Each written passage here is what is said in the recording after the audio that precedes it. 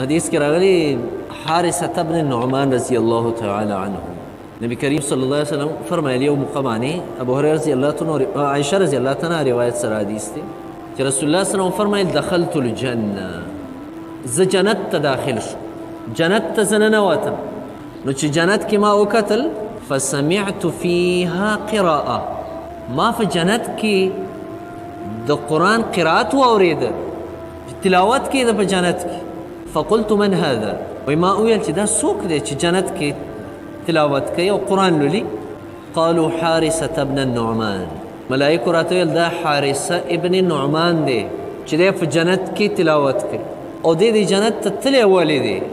دی د جنت ته د کوم عمل په وجه تللی هغه حدیث کې دا راغلی دی چې حارثة ابن النعمان چې و دی د خپل مور ډېر زیات خدمت کوونکی و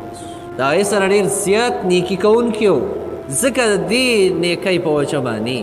د دې مور د حق د ادا کولو په وجه باندې دی الله جنت کې داخل کړی او جنت کې له دا مقام ورکړی و چې هغلته د قرآن تلاوت کوو ځکه د مور او پلار قدر پکار دی د مور او پلار عزت پکار دی هغوی سره احسان پکار دی هغوی سره نیکي پکار ده او دا هم واورئ چې څومره چا د خپل مور او پلار سره نیکي وکړه هغومره به د ده بچي د ده سره نیکي کوي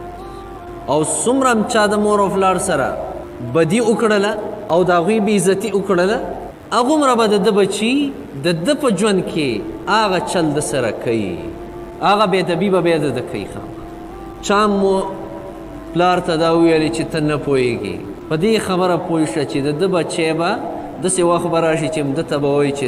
ته نه پوهېږي ته د څه نه څه خبرې ډېر کلونه مخکې ما یو سړی ولیده لاس یې تړلی و داسې پلستر یې ته وکړی ما دا ولې سترګو کې اوښکې رالی وی جړل او په جړا کې راته دا وویل خپل زوی یې یاد کړ دا هغه دا راباندې هغه دا لاس مات ما خو پېژانده که د یو علاقې سړی و